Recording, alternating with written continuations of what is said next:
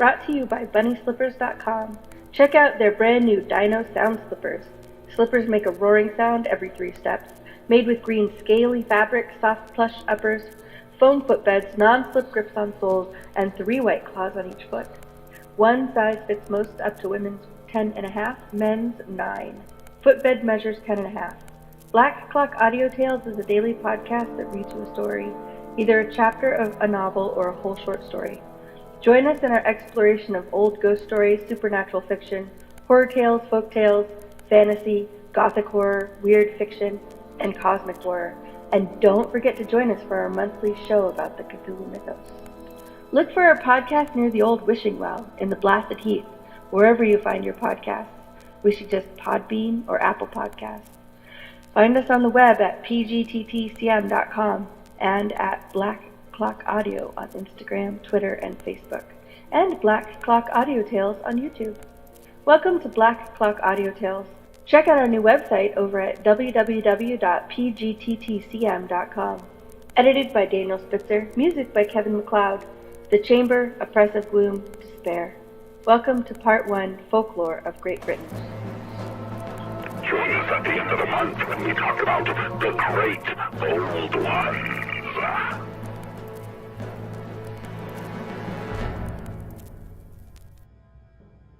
The Fox and the Wolf. There was once a fox and a wolf who set up house together in a cave near the seashore. Although you may not think so, they got on very well for a time, for they went out hunting all day, and when they came back at night they were generally too tired to do anything but to eat their supper and go to bed. They might have lived together always had it not been for the slyness and greediness of the fox, who tried to overreach his companion, who was not nearly so clever as he was. And this was how it came about. It chanced one dark December night that there was a dreadful storm at sea, and in the morning the beach was all strewn with wreckage. So as soon as it was daylight the two friends went down to the shore to see if they could find anything to eat. They had the good fortune to light on a great keg of butter, which had been washed overboard from some ship on its way home from Ireland, where, as all the world knows, folks are famous for their butter. The simple wolf danced with joy when he saw it. "Marrow bones and trotters, but we will have a good supper this night," cried he, licking his lips. "Let us set to work at once and roll it up to the cave." But the wily fox was fond of butter, and he made up his mind that he would have it all to himself. So he put on his wisest look and shook his head gravely. "Thou hast no prudence, my friend," he said reproachfully, "else wouldst thou not talk of breaking up a keg of butter at this time of year, when the stackyards are full of good grain, which can be had for the eating, and the farmyards are stocked with nice fat ducks and poultry. No, no, it behoveth us to have foresight, and to lay up in store for the spring, when the grain is all threshed and the stackyards are bare and the poultry have gone to market. So we will e'en bury the keg and dig it up when we have need of it."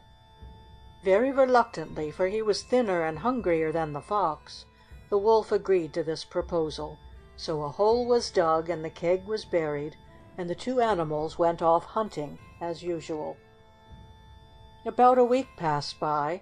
Then one day the fox came into the cave and flung himself down on the ground as if he were very much exhausted. But if anyone had looked at him closely, they would have seen a sly twinkle in his eye. Oh dear," he sighed. "Life is a heavy burden." "What hath befallen thee?" asked the wolf, who was ever kind and soft-hearted. "Some friends of mine who live over the hills yonder are wanting me to go to a christening to-night. Just think of the distance that I must travel." "But needst thou go?" asked the wolf. "Canst thou not send an excuse?"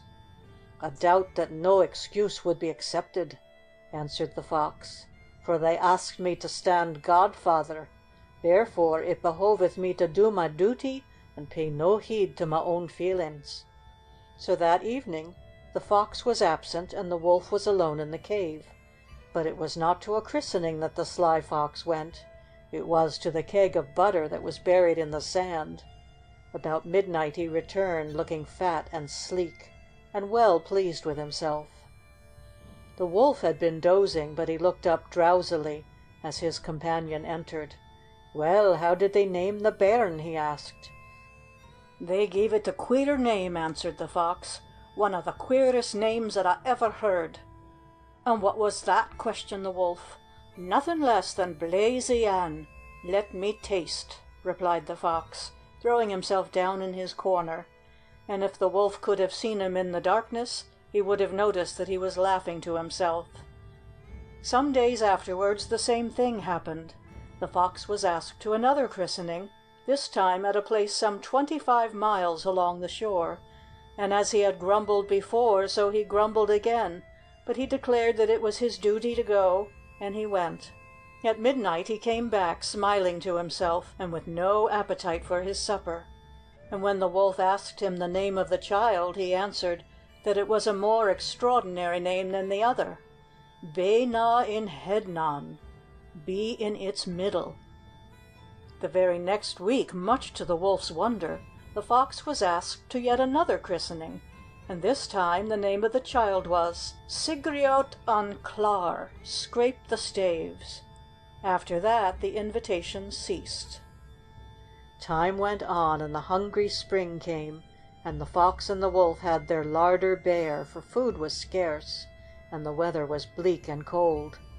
"Let us go and dig up the keg of butter," said the wolf. "Methinks that now is the time we need it." The fox agreed, having made up his mind how he would act, and the two set out to the place where the keg had been hidden. They scraped away the sand and uncovered it, but, needless to say, they found it empty. "This is thy work," said the fox angrily, turning to the poor innocent wolf.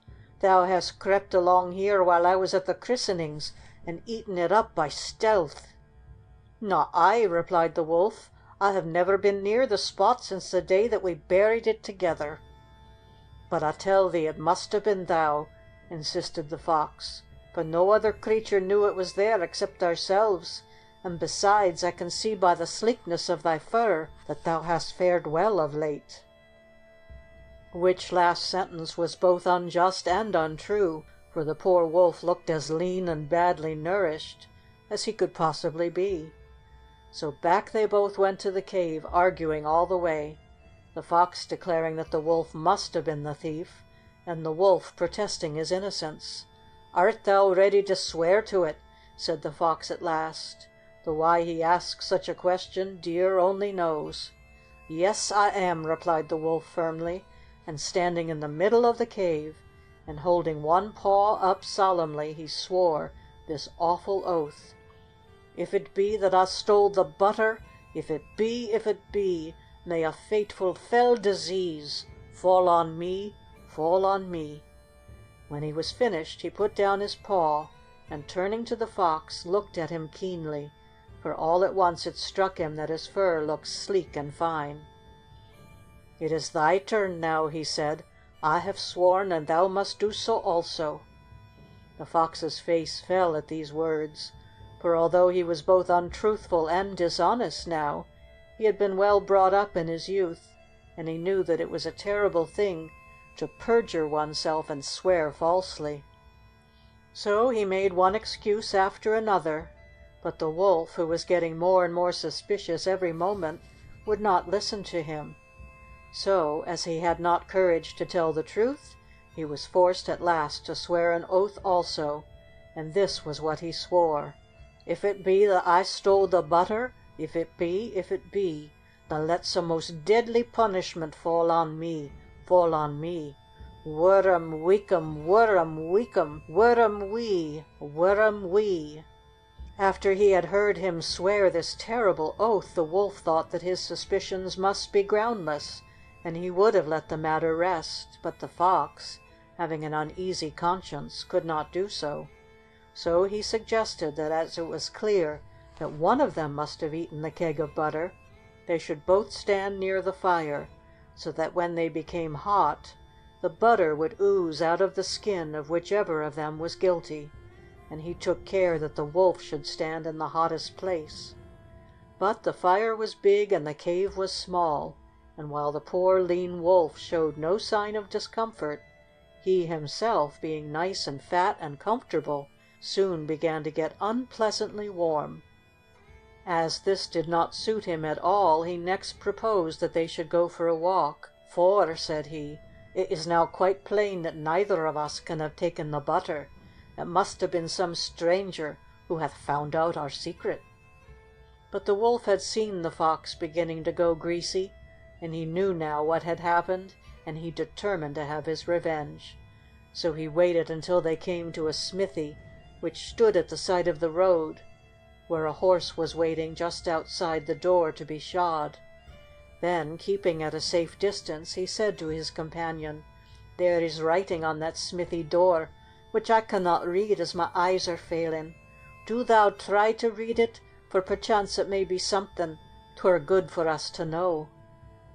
And the silly fox, who was very vain, and did not like to confess that his eyes were no better than those of his friend, went close up to the door to try and read the writing, and he chanced to touch the horse's fetlock, and, it being a restive beast, lifted its foot and struck out at once, and killed the fox as dead as a doornail.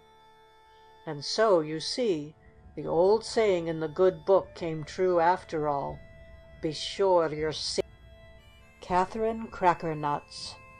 There was once a king whose wife died, leaving him with an only daughter whom he dearly loved.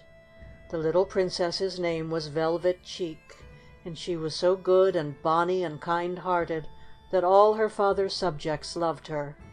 But as the king was generally engaged in transacting the business of the state, the poor little maiden had rather a lonely life, and often wished that she had a sister with whom she could play and who would be a companion to her. The king, hearing this, made up his mind to marry a middle-aged countess whom he had met at a neighboring court, who had one daughter named Catherine, who was just a little younger than the Princess Velvet Cheek, and who, he thought, would make a nice playfellow for her.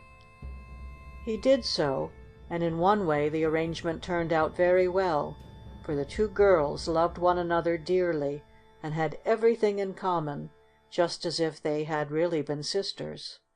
But in another way it turned out very badly, for the new queen was a cruel and ambitious woman, and she wanted her own daughter to do as she had done, and make a grand marriage, and perhaps even become a queen.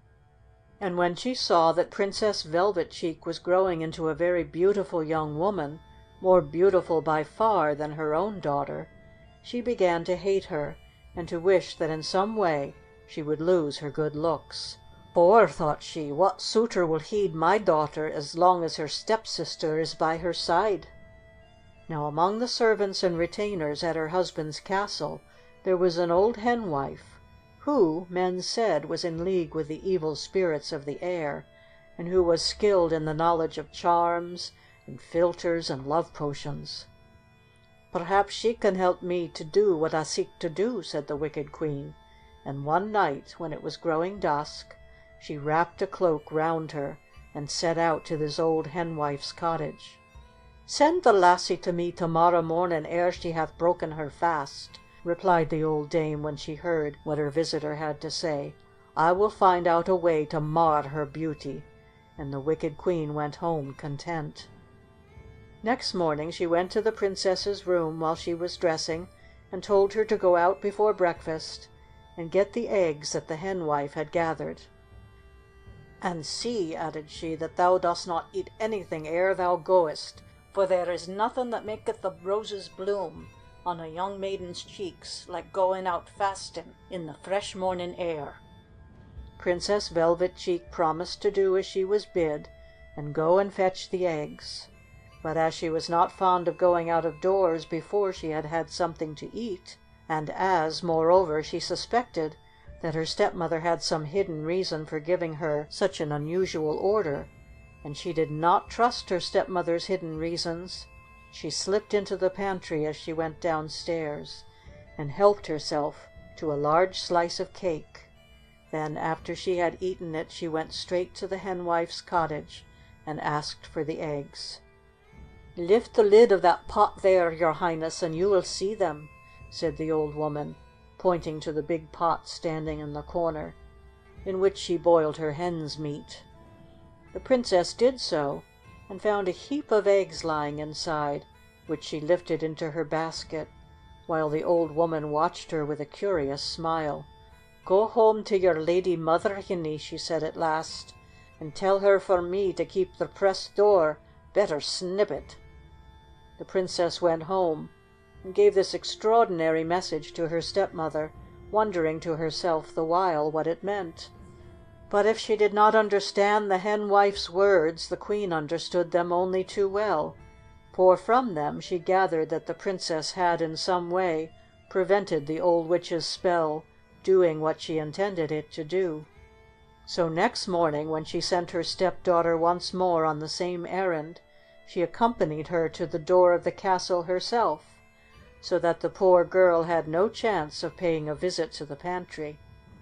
But as she went along the road that led to the cottage, she felt so hungry that when she passed a party of country folk picking peas by the roadside, she asked them to give her a handful.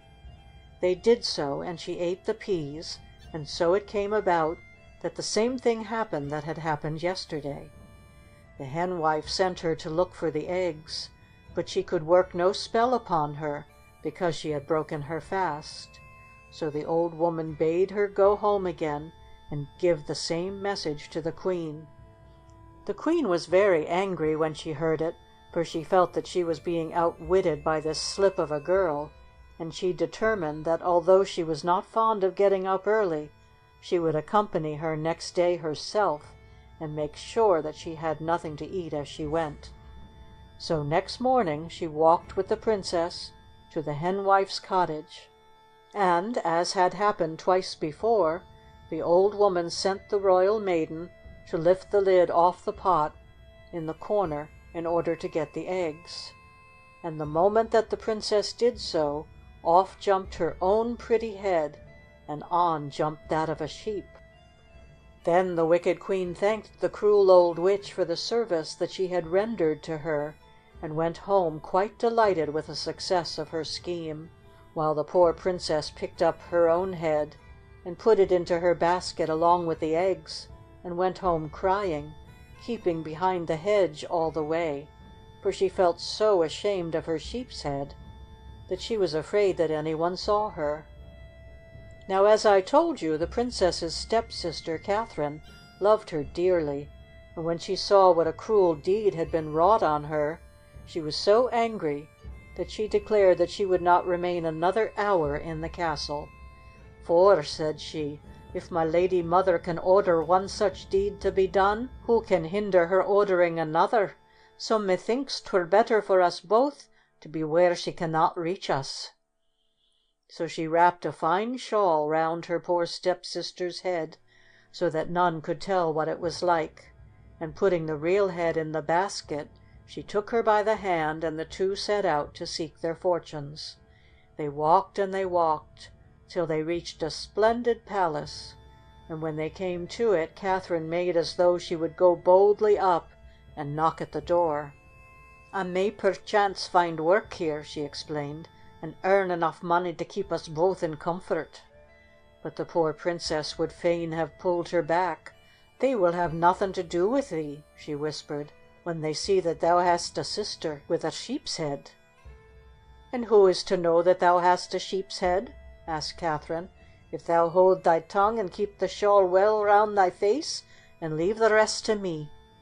So up she went and knocked at the kitchen door, and when the housekeeper came to answer it, she asked her if there was any work that she could give her to do.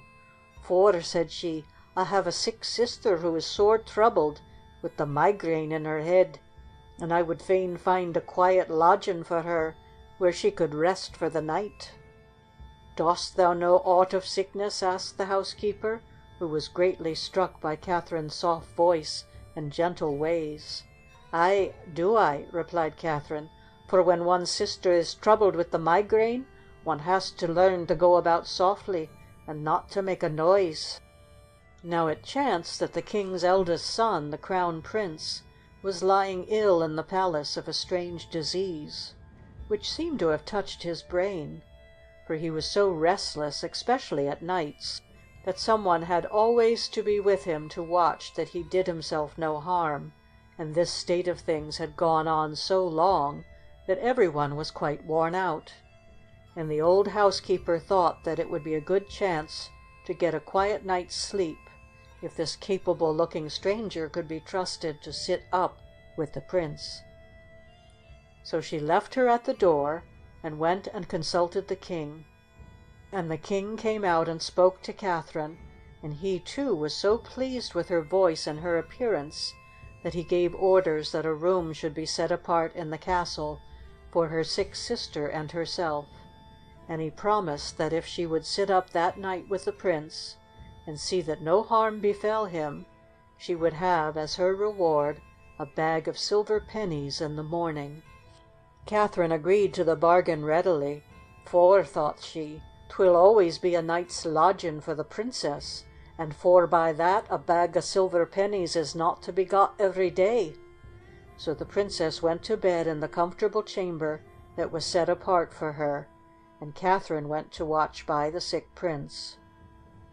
He was a handsome, comely young man, who seemed to be in some sort of fever, for his brain was not quite clear, and he tossed and tumbled from side to side, gazing anxiously in front of him, and stretching out his hands as if he were in search of something.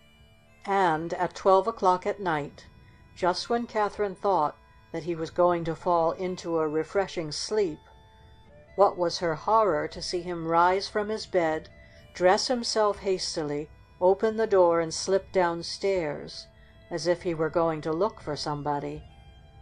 "There be something strange in this," said the girl to herself. "Methinks I had better follow him and see what happens." So she stole out of the room after the prince, and followed him safely downstairs. And what was her astonishment to find that apparently he was going some distance, for he put on his hat and riding coat, and unlocking the door, crossed the courtyard to the stable and began to saddle his horse. When he had done so, he led it out and mounted, and whistling softly to a hound which lay asleep in a corner, he prepared to ride away. "I must go too and see the end of this," said Catherine bravely, "for methinks he is bewitched. These be not the actions of a sick man." So, just as the horse was about to start, she jumped lightly on its back, and settled herself comfortably behind its rider, all unnoticed by him. Then the strange pair rode away through the woods, and as they went, Catherine pulled the hazelnuts that nodded in great clusters in her face. "For," said she to herself, "dear only knows where next I may get anything to eat." On and on they rode, till they left the greenwood far behind them and came out on an open moor. Soon they reached a hillock, and here the prince drew rein, and stooping down, cried in a strange, uncanny whisper, "Open, open, green hill, and let the prince and his horse and his hound enter."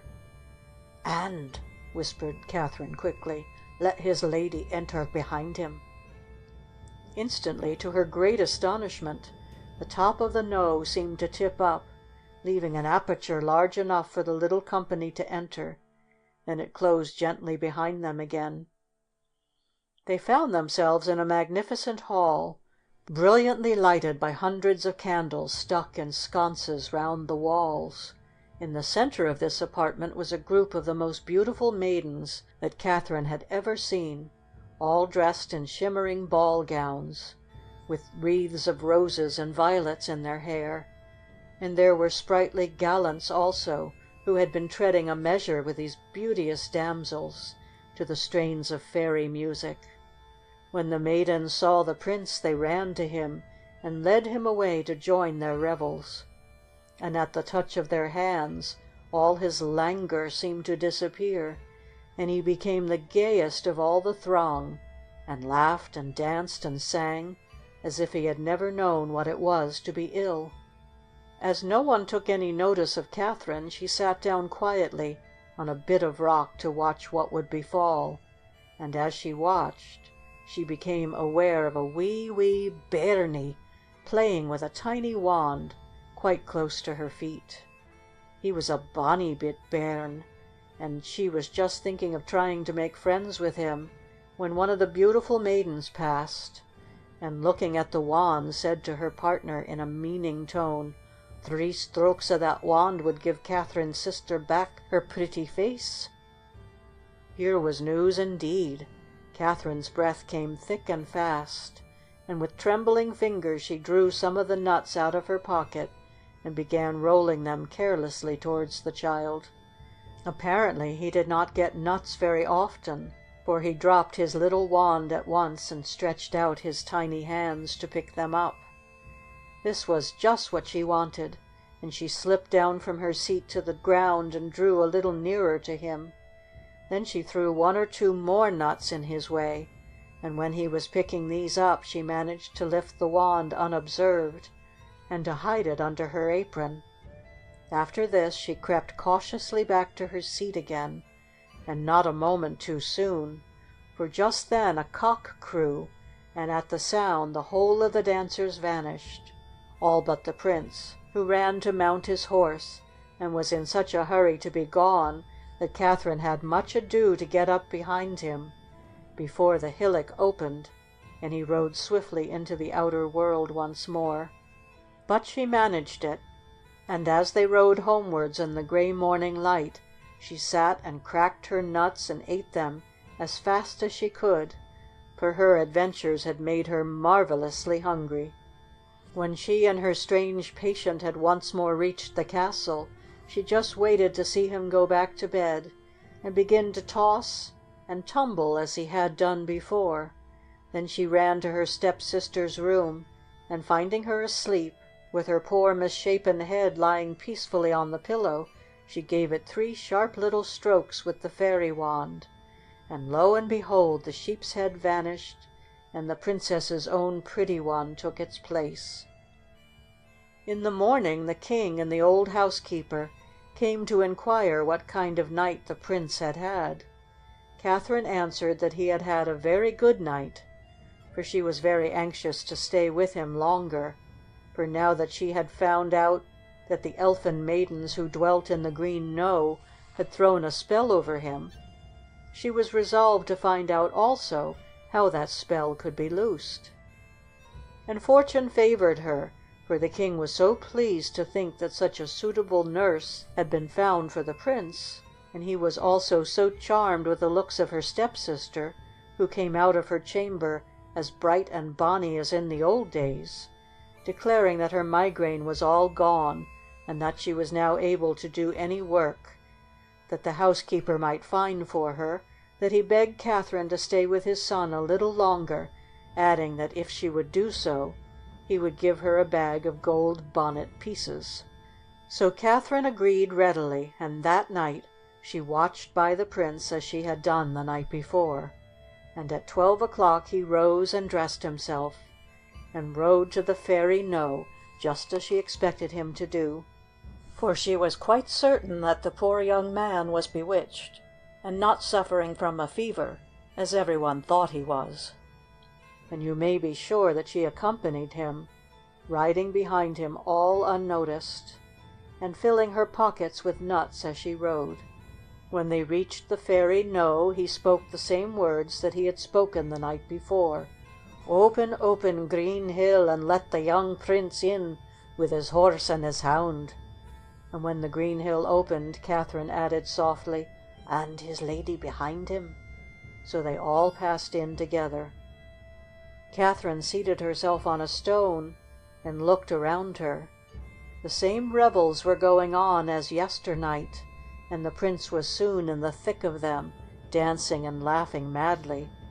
The girl watched him narrowly, wondering if she would ever be able to find out what would restore him to his right mind. And as she was watching him, the same little bairn who had played with the magic wand came up to her again, only this time he was playing with a little bird. And as he played, one of the dancers passed by, and turning to her partner said lightly, 3 bites of that birdie would lift the prince's sickness, and make him as well as he ever was." Then she joined in the dance again, leaving Catherine sitting upright on her stone, quivering with excitement.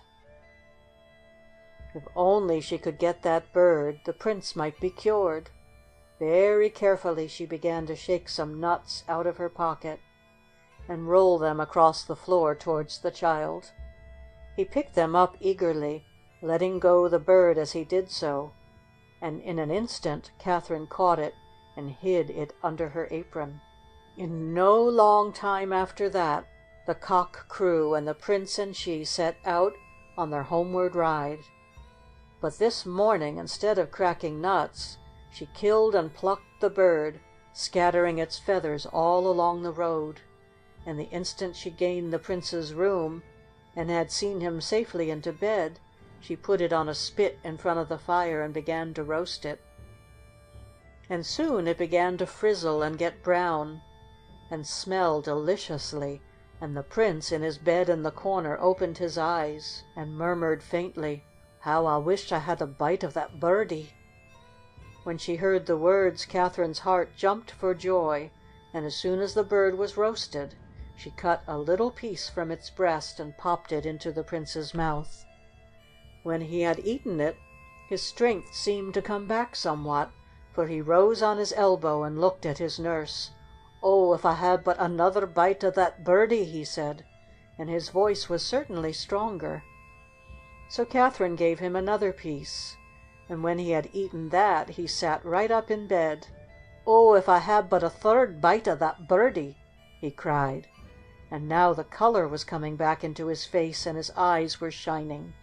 This time Catherine brought him the whole of the rest of the bird, and he ate it up greedily, picking the bones quite clean with his fingers. And when it was finished, he sprang out of bed and dressed himself and sat down by the fire.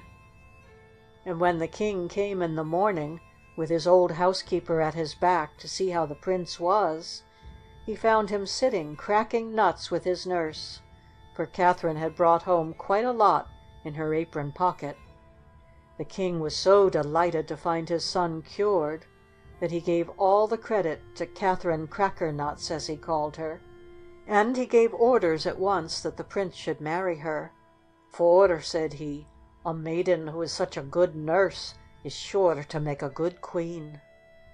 The prince was quite willing to do as his father bade him, and while they were talking together, his younger brother came in, leading Princess Velvet Cheek by the hand, whose acquaintance he had made but yesterday, declaring that he had fallen in love with her and that he wanted to marry her immediately.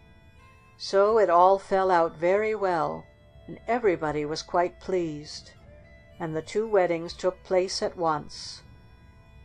And, unless they be dead syne, the young couples are living yet.